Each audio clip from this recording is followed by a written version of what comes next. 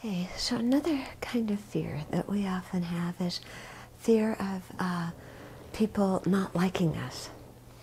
And in fact, when we had the go-around, was it before the last EML? And we asked people what their fears were. Their main fear was that they wouldn't fit in the group, or other people wouldn't like them, or they'd be asked to leave, or something like that. So we all have this incredible fear that somehow we're not going to be good enough, and we're going to be rejected or abandoned or something. You know, our reputation is going to suffer, basically. Okay?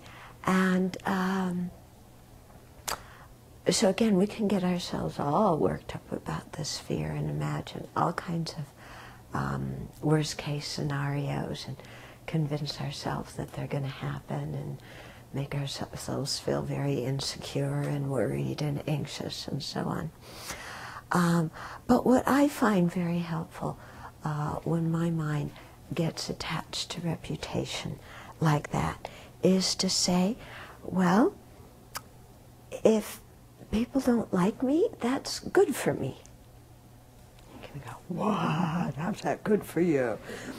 Well, it makes us a little bit more humble, doesn't it?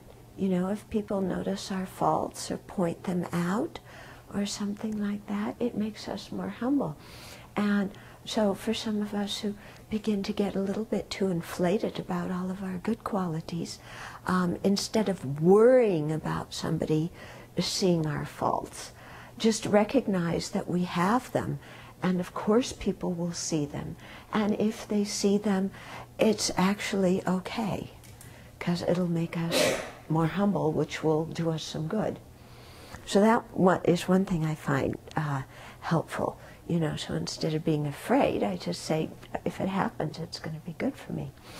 A second thing is to ask myself, what, because here the fear of a bad reputation is linked to the attachment to having a good one, is to ask myself, well, what good does a good reputation do?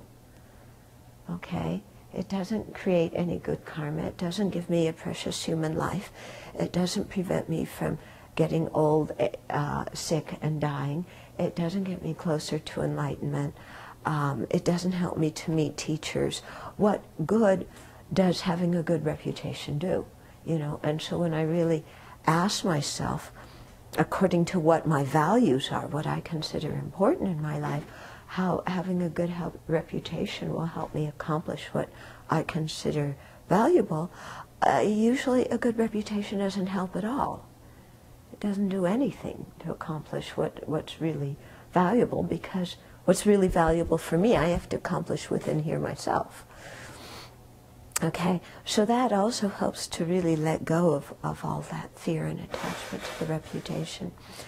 And I think also, you know, instead of being so afraid about other people seeing our bad qualities and then feeling so hurt when they do see them, because they're not supposed to see them after all, it's kind of a good practice, I think, for us to be able to even declare what our faults are. Not that we have to go around and in some kind of self-deprecating way just constantly tell people all of our mistakes and our faults and hint for them to tell us that no, it's not true, that we're really good. I'm not talking about that, okay? What I'm talking about is when we have this fear of attachment to reputation, you know, or fear of losing our reputation, then to actually begin to declare our own mistakes and our own shortcomings as a way just of diffusing the whole situation, you know? Because if we can talk about these things, they're not going to be nearly as bad as if we're trying to keep them covered up. And, you know, sometimes in the covering up of something, we make the situation a lot worse. And Bill Clinton can tell you all about that.